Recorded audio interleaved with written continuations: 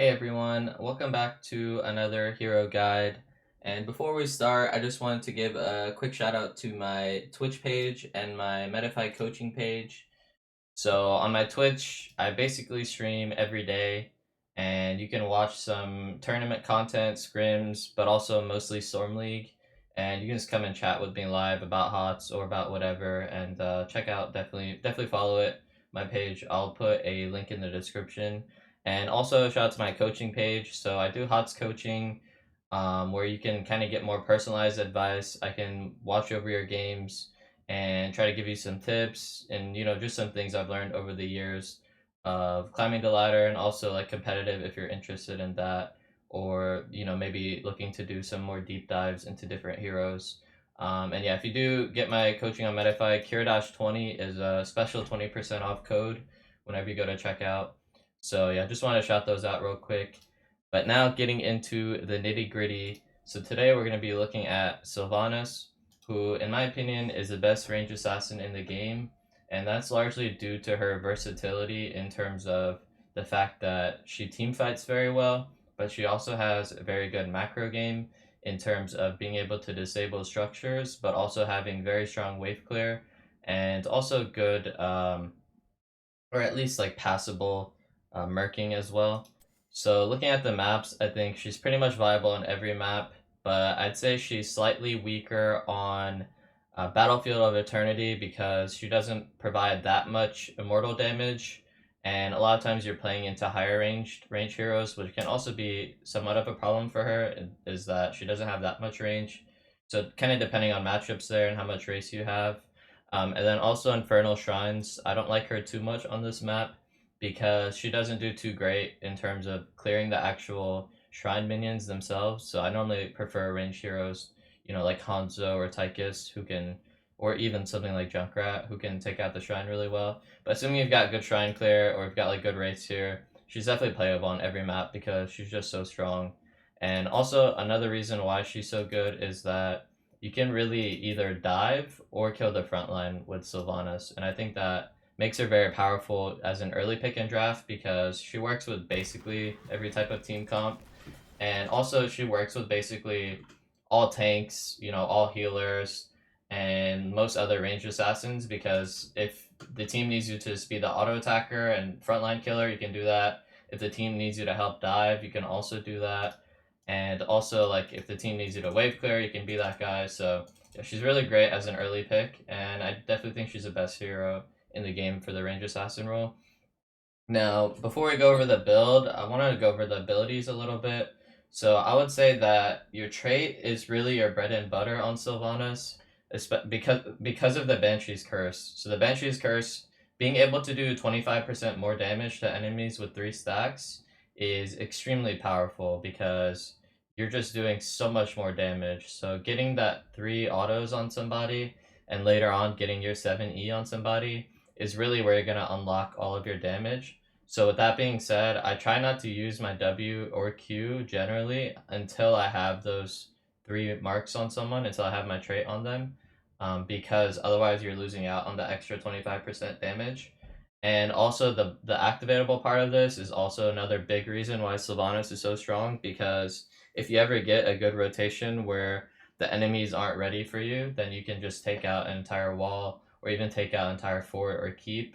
And also, similarly, if you win a team fight, but your team doesn't have a creep wave nearby, well, you can always just, turn off their fort or turn off their keep. And also, it helps you dive as well. So, going into the talents, so Sylv has 2 main builds. Mainly the auto attack build with Remorseless at 13, but also the Windrunner build with Windrunner at 13. And so we'll be focusing on those 2 builds, but definitely you can go the W stacks at level 1 in some situations. I would personally recommend it only into like double support team comps who are going to be fighting for a really long time, or maybe like triple melee team comps where you can really spend a lot of time getting your damage on people. But assuming you go for one of the standard builds, Overwhelming Affliction is the standard for the auto attack build. And the really big part about this one is the slow that you get whenever you have 3 stacks on someone. So it just adds a bit more power to your Banshee's Curse. And this allows you to chase down kills, kite people a lot more effectively, and always remember that a slow is going to be useful for your whole team because now your tank can maybe land CC easier, or maybe you can peel for your healer a bit easier if the enemies are slowed, right? But Might of the Banshee Queen, this one's really good if you're planning on going for Windrunner at 13 because you're going to get that reset on your Q. So this one's really strong for like if you're playing more of the dive style with Windrunner at 13. But personally, I prefer the auto attack build, and the replay that we're going to go into is going to be focused on the auto attack build, and it's just a bit safer, and you can never really go wrong with it. But the Maya the Banshee Queen and Windrunner build has a lot more carry upside and like dive upside and playmaking upside. So I would say definitely try out both and see what fits you more. But yeah, for this game, for this replay, we're going to focus on the auto attack build. Now, level 4, I would definitely recommend Unstable Poison as the go-to talent because this is really where your wave clear comes online. So always trying to make sure that you get your trait on the minion that's about to die, with whether it's your auto attack Q or your W, and that way it explodes the rest of the minion wave. So this one's really strong on most maps, especially where the lanes are a bit closer together. So think of like, Tomb of the Spider Queen or Infernal Shrines. However, on other maps where the lanes are a bit further apart, so think of like Alterac Pass or Cursed Hollow, I think Possession is very strong on maps like this because a lot of times you can start slow pushing the wave. Like for instance, let's say it's Cursed Hollow and the tribute is about to spawn top. We can quickly go possess the ranged minions in the bottom side of the map, and that's gonna make your push a lot stronger for whenever everyone's fighting 5v5 on the objective, and it also helps your split push a lot. And then later in the game, if you do lose a fort or even a keep, then you can always use all 3 charges on that catapult to get the lane pushing back, and it doesn't hurt your wave clear that much because the cooldown is so low. So again, like on the bigger maps where you're not double soaking as much, you can really get a lot of value from Possession, and that's what I go in this replay as well, so I'll take that. But yeah, definitely default to Unstable Poison. And then Merc Queen, I think it's usually only really good on like Volskaya if you want to cheese with all the turrets and buff the turrets. But even on Volskaya, I would probably just take Possession for the split push value. But maybe on Volskaya you can take Merc Queen. Now 7. So if you're going W at 1, then I think you probably want to go W at 7. That way you can spam your Ws a lot more. But otherwise, Festering Wounds is the standard talent here, and I personally think this is her best talent because this unlocks your instant trait ability. So like normally you have to auto attack 3 times, and that can take a lot of time, especially if like let's say your tank engages on someone. Well, if you don't have Festering Wounds, if you want to follow up on that target, it feels kind of bad because, well, that target's stunned, but I want to auto them 3 times so I get extra 25% damage, right? But Festering Wounds kind of solves this problem because you can follow up by just throwing your E at them. And it does kind of suck that you're using your escape ability for that, but Sylvanas is generally pretty safe anyways, so using your E for damage is normally not a big deal, especially later in the game where you get a bit more defensive options. And this just really unlocks the ability to instantly burst the target and just get a lot more damage out. So I would highly, highly recommend Festering Wounds.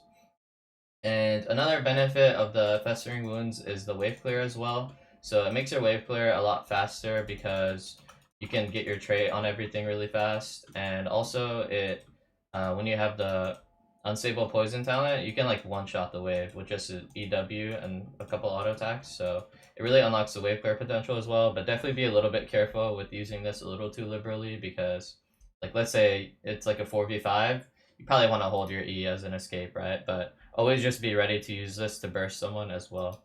10, Wailing Arrow is a default here because it's AoE, and 2.5-second silence is quite a long time, and this is usually an instant teamfight winner if you time it properly and you land on the right target, which usually you want to hit the healer and maybe 1 or 2 other people with this, especially if the healer has big defensive abilities that you want to stop them from casting. So thinking of like Ancestral Healing, or even like Medic Beam, or maybe something like Divine Shield. So Wailing Arrow is a go-to. However, Mind Control can also be really good because you can play for picks with this, and you can also follow up off CC with this. And later in the game, once you get 20, this goes down to a 15-second cooldown, so you can really spam this out really well. So there's some nice combos you can do at Mind Control where you can really just burst the tank down really fast if you have something like a Stitches Hook or even something like a Muradin Sun, assuming that you're watching out for it and you're ready to follow up. So definitely case by case basis, but if you're ever in doubt, you can take Wailing Arrow because it's always going to be good. I guess another thing about mind control is if you feel like you're gonna fight very often, so if you feel like it's gonna be a brawl heavy game, then you maybe get more value out of mind control just because you can use it twice for every time that you use Wailing Arrow since the cooldown is so much lower, and then later in the game you can use it 5 or 6 times, and every time you use Wailing Arrow. But one good Wailing Arrow sometimes is better than like 5 mediocre mind controls, right? Where you're just tossing them out hoping they land. Now at 13, this is really where the build is decided. So special shout out to Cold Embrace, where you can use this with mind control especially to burst down a tank. So if you feel like that's your main option in the game, like let's say they have a really scary Diablo or Cho'Gall or even something like Johanna, and you want to just burst them with a good mind control combo, like let's say you have a Garrosh as well who can throw them into your mind control, well then you can go Cold Embrace and just burst that target down really hard with your team, assuming you get your W on them pretty quickly. But I would definitely also watch out to see if you have any other armor reductions, because sometimes you have something like Brightwing 16 or Yarel 16 who can already do that for you, so you don't really want to have two.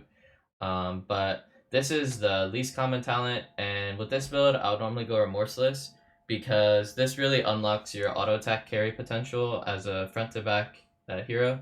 Because spreading these Withering Fires on everyone and spreading your trait on everyone and just being able to auto attack from a lot safer distance really unlocks the hero pretty hard, because normally at 5.5, but now you go up to 6.5, which is actually quite a bit. So this is my favorite talent. It allows you to really get in those auto attacks on people, and remember, you're also slowing them from your level 1, and you're also doing 1% max health more damage, and then you're also doing 25% more damage, so I feel like it's a very strong talent overall. But with Windrunner, again, like if you're going the dive backline build with Q at 1, then you definitely want to be going Windrunner with that, and this is a pretty fun build as well. But I just think Remorseless with auto attack build is just a bit more safer and solid, and more fundamental, I guess, for the range carry position. Now at 16, I think all three of these talents are really good, but my favorite here is Will of the Forsaken, because just like how we talked about in the Makael video, having a self cleanse on a hero is really, really OP, and you also get 40% move speed, which is like an insane amount, and it's for 3 seconds, and it's only a 60-second cooldown. So you can use this as a panic button. You can use this as well to bait, so you can play a lot more aggressively, assuming you're watching out for their CC, and you can bait a lot of spells with this if you've got fast reaction time, especially if they're not aware of it. So normally, like the first time, you can bait like a temporal loop with it, or like a Stitches hook, and usually the first time you do it, they're not really expecting it. So this allows you to play a lot more aggressive. This allows you to get out of bad situations, and overall I think it's just a very strong talent. However, these other two talents are good. So Life Drain is great if you don't really have strong healing, like let's say you have a solo heal Uther and he's too preoccupied with pocket healing the Genji or whatever. So this is nice for, like, especially when the fight kind of breaks down and you're cleaning up the fight. This gives you a lot of healing, and also remembering that whenever your trait is on everyone, because let's say you eat them all, then you're getting like so much value from this, from all the AoE damage you're doing. And Evasive Fire is another option as well, because 30% move speed is actually quite a lot, and assuming you're like kiting and auto attacking all the time, then having that move speed on all the time is very, very strong for being able to dodge abilities and put yourself in the right position. But personally, I think just having the bursted move speed overall is more valuable, and really the Unstoppable is what puts this over the edge. So now at 20, if you went Wailing Arrow, you should go Bottle of Storm, because it allows you to make more plays, it allows you to escape, it allows you to do just so much. Like anytime you have Bolt, like this talent is just so OP, because I mean that's like why they removed it from most of the heroes in the game, because just being able to blink is just so OP, especially the fact that you already have one mobility spell. So again, like as a panic button or as an aggressive dive tool, very, very strong. But if you want mind control, you should definitely go the mind control upgrade, because having 15-second cooldown on mind control is actually very, very powerful. So the 20 definitely depends on your level 10.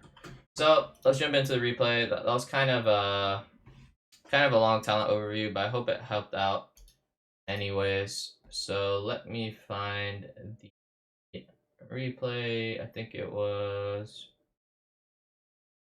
surely this game. Yeah, okay, there we go.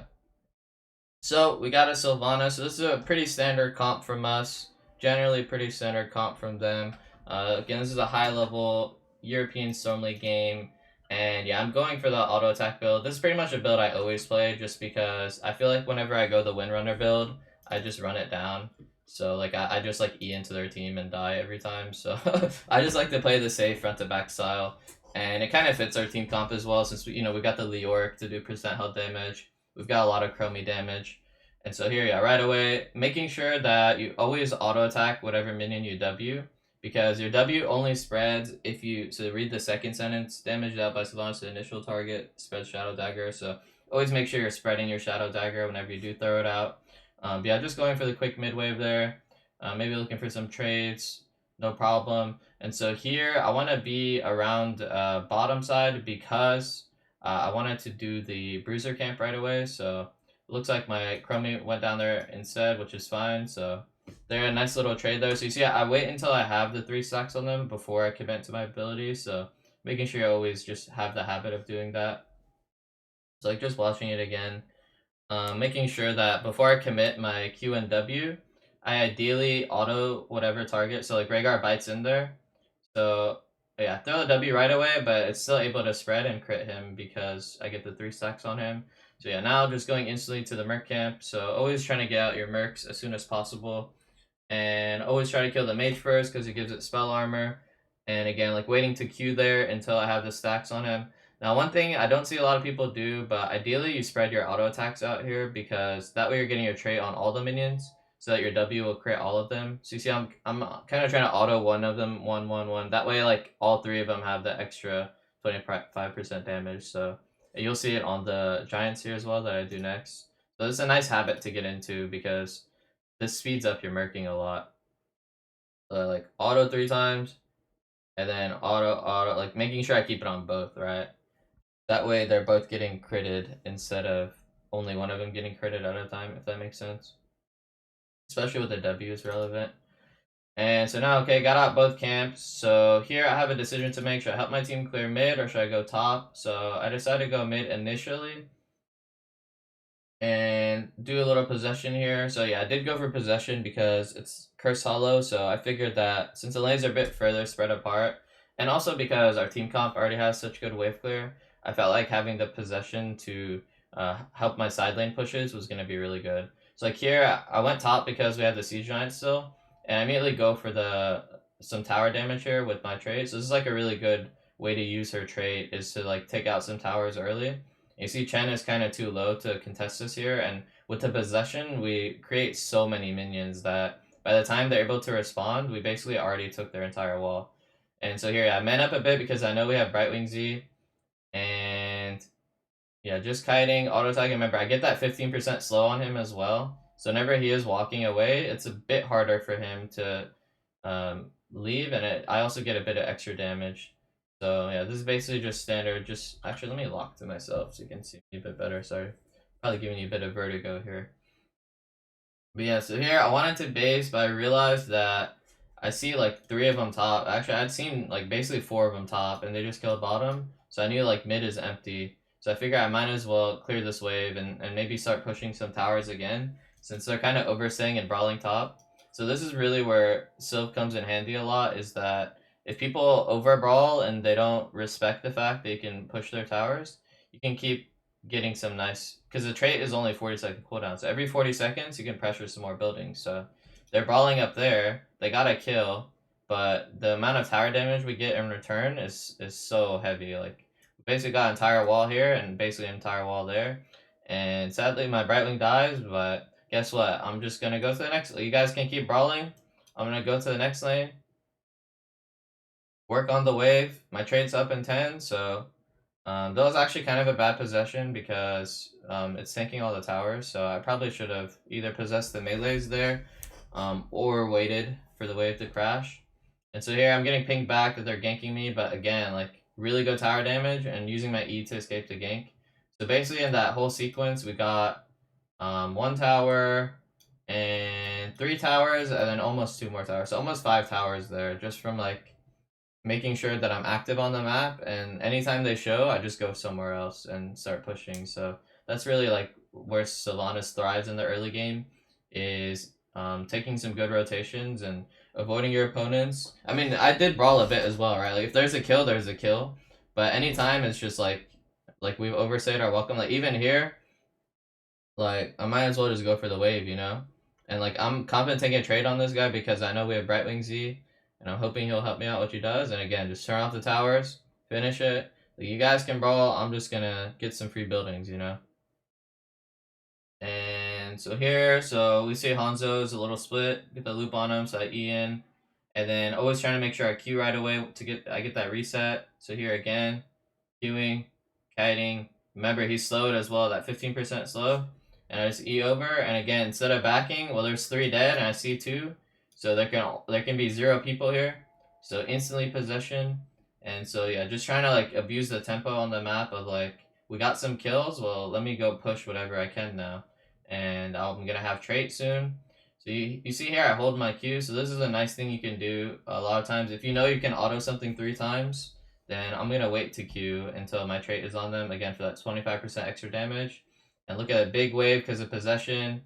Nice trait there, and my trait's basically gonna be up again. So yeah, it's just really OP, especially on a macro map, especially if your opponents are brawl heavy type heroes with low wave clear. So stuff like Chen and Diablo, I think she's really good into, because it isn't like the Blaze and Johanna who are going to be on top of the waves. Instead, it's heroes that struggle with dealing with all the possession creeps, and they're struggling dealing with the fact that you're rotating all over. So here we go for Leo Gang. So that's kind of like the combo rotation there, the center combo rotation to follow up, is that if I E him right away to follow up, this is why I really like Festering Wounds at 7, is because I'm Eing him right away to follow up, so I don't have to sit there and auto him 3 times to get that little burst, right? And so this is very relevant in team fights, or like, especially if you feel like you're on a timer to kill somebody, because that can really make the difference, getting that trait on them right away. So yeah, we get the pick again, trading free building damage. So like we haven't gotten an objective, but we've essentially gotten the objective's worth of value, because just all the side push there, all the building push. So really want to be in that ratting mindset, and it's like I can still team fight, like we still killed Diablo there, we still killed Rhaegar there, but just making sure I'm maximizing value as much as possible. I did end up dying, but basically almost got a 4, and we still got a couple kills. So now getting back on the map, so we know we have to give this objective, and we know that we can't really push top here. Oh wait, do we have to get this objective? We're 13 actually. Oh, they did their boss. So we're diving chance. I figure I might as well trait to finish this. I'm assuming we go for the objective here. So yeah, as a range hero, it's normally good to cap. Either you or the healer should cap in this scenario. I just cap. Maybe I can help the team. Looks like we're chilling. So the reason why I want to push bottom here is because our boss is bottom. So it's always good to try to push the lane that the boss is in, because that way whenever we do get the boss, like we'll have these towers out of the way, right? And so yeah, now we have the curse. Goes for the keg, but he kind of messes it up, and just layering those autos on him. And just that front to back mindset, follow up mindset. So right there, so he kind of missed it, but I hit a nice wailing arrow there. So basically with the wailing arrow, I'm just trying to stop Rhaegar from casting Ancestral. That's kind of my main goal this game, is that if we're going to burst somebody, like right there, I knew that Rhaegar is probably standing behind him, right? So it's kind of just like expecting that to happen. Sadly, we don't kill the Rainer, and I actually almost die, but shout out to my Brightwing, really putting in the work there. So yeah, that was a bit over aggressive from me, over chasing that kill, because once he doesn't die to the initial Entomb Wailing Arrow combo, we definitely should have backed up a bit there and played a bit slower, but thankfully Brightwing saved me. Leo, we sacrificed the Leo. He'll be back. Yeah, so here we know that they have to clear the waves, so that's why I kind of sneak into this bush, and I'm thinking that this guy might be alone, right? So try to run him down. We get the Leo slow, and then again my E is gonna slow him here, and then I take it so that I cut him off a bit, and they do show up here, so we got a full brawl coming, And big Leoric entomb there. And yeah, just E over to get my trait on him, and again, like he's slowed, so he can't finish the kill. So I'm just trading to my last breath, kinda, and seeing if I can stick around and get a little bit more value. So again, Eing, I get my E on both of them, and now the Remorseless is really coming into play here, where I was basically splashing damage onto both of them. So you kind of see like that's kind of the trade pattern you want to go for, is that if you can hit E on multiple people, you're almost always going to win the fight, assuming that you don't just instantly get CC'd in one shot. Like even with 200 HP here, because I'm like safely positioned and they don't have any spells up, I'm able to just finish both these kills here with the team. So always good to stick around and see if you can help out, right? Like you might as well like take a look, because I could have just based there and my team might have died. So yeah, now 4 people, 5 people dead. Go for the boss. So eating there to make sure I instantly get my damage. There I took my Will of the Forsaken. And now, so like basically, main thing I'm watching out for Will of the Forsaken is either Hanzo Arrow or Wandering Keg. So it's always a good idea to, whenever you skill the talent, to be thinking about what you want to use it on. You know, like maybe they've got an Anubrak Cocoon or a Stitches Hook or a Temporal Loop, or like, yeah, in this case, they've got the Dragon's Arrow as well as the Wandering Keg. So it's good to orient yourself before you, because you don't want to be surprised by something, right? That's always the worst, is when you get hit by something, you're like, oh, they have this, or oh, I didn't think you could do that. So it's always good to think ahead of time, especially like here I'm basing and I'm coming to the siege. So in a situation like that, that's a good time to start thinking about what do I want to use my self cleanse on. And so yeah, that's like I'm like preemptively getting it ready, right? So here, like we want to core with this, but unfortunately our Murden kind of gets one shot, and we still like try to, or sorry, Leo gets kind of one shot, so we still try to step S4. I'm trying to see if I can create some space. So right there, I just unstoppable, and you saw I silenced the Rhaegar because I thought we could burst Diablo a lot faster. So this was kind of me expecting us to have more damage, I suppose. I'm surprised actually that Diablo didn't die here. I guess Chromie didn't have any spells. Maybe she missed them. So my idea was that he's trapped in a corner and he's slowed. So let me silence the Rhaegar. I guess yeah, he's got too much spell armor, and looks like Chromie W's not up. And yeah, I definitely should have eat out a little bit earlier there. So sadly we don't end. And definitely my bad on that one. I think a little too antsy or a little too early on the engage. But the good news is it makes it a closer game for the replay. So here, yeah, that we're kind of staggering deaths now, which is, the best way to throw a game. If you ever want to throw a game, make sure that you stagger deaths one by one instead of just waiting for the guy who died. And yeah, try to sneak out this cheeky little siege camp. But sadly, Diablo saw me. He sniffed me out. It's always good to go for that camp because they're gonna take it anyways. So sometimes you've got a little timer to steal it away, whenever you're in a disadvantaged position. And so at any time like you are waiting for your teammates to come back and you don't want to stagger, it's good to like try to take out your safe camps, or even maybe like randomly invade one of their camps. And so here, yeah, we know they're gonna boss, but we're not gonna be up in time. So just getting my possession out, and then we're just gonna do the bruiser camp, and then go to safely defend the boss. So not too much to see here. We'll speed it up a little bit. So here, my team actually. Okay, so here we're actually in quite a tricky situation thinking about it, because they have 2 out of 3, and we don't really want to get cursed. So it's actually in our best interest to ignore this boss and try to take a fight. So that's what we're gonna do. I mean, we could play it really slow, clear the boss, give the curse.